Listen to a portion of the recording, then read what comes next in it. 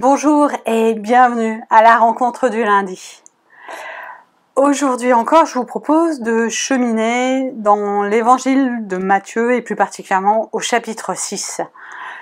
Et je vous propose de regarder les versets 21 à 24.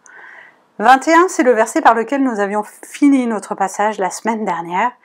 Et il me semble qu'avec le 24, il éclaire d'une façon particulière les versets 22 et 23 qui, sans cela, resteraient vraiment très abstraits.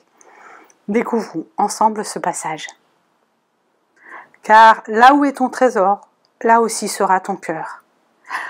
L'œil est la lampe du corps. Si ton œil est bon, tout ton corps sera illuminé. Mais si ton œil est mauvais, tout ton corps sera dans les ténèbres. Si donc la lumière qui est en toi est ténèbre, combien grandes seront les ténèbres ? Personne ne peut être esclave de 2 maîtres. En effet, ou bien on détestera l'un et on aimera l'autre, ou bien on s'attachera à l'un et on méprisera l'autre. Vous ne pouvez être esclave de Dieu et de Mammon.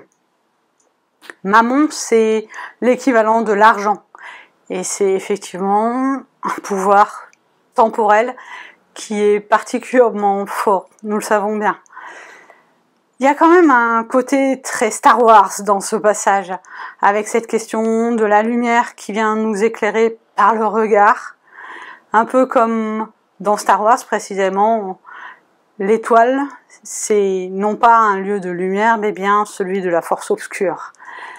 Donc, pour moi, le passage prend sens lorsqu'on réalise combien le trésor et le cœur sont au même endroit. C'est une façon toute simple de dire qu'il ne faut pas confondre le but et le moyen.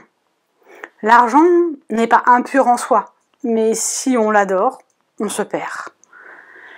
De la même façon, effectivement, l'œil, c'est ce qui nous sert à regarder vers l'extérieur et c'est ce qui vient mettre du sens dans notre quotidien.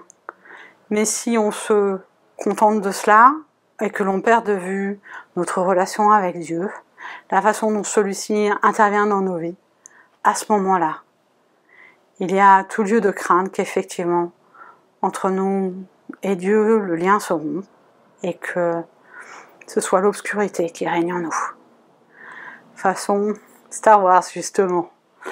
Donc, je vous dirais de ne pas choisir le côté obscur de la force, mais bien de vous attacher à regarder là où se trouve pour vous votre trésor, car là aussi se trouve votre cœur. Prions ensemble.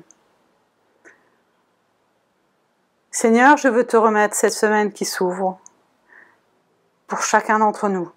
J'ai une pensée particulière pour tous les endeuillés.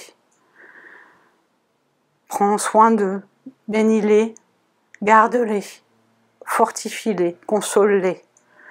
Nous savons que ceux qui nous ont quittés sont auprès de toi désormais, mais console ceux qui ont besoin de l'être. Mets-nous aussi en chemin et garde-nous de la tentation de confondre le but et le moyen.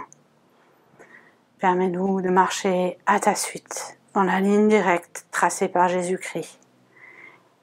Et avec les mots qu'il nous a enseignés, je veux te redire, notre Père qui es aux cieux, que ton nom soit sanctifié, que ton règne vienne, que ta volonté soit faite sur la terre comme au ciel.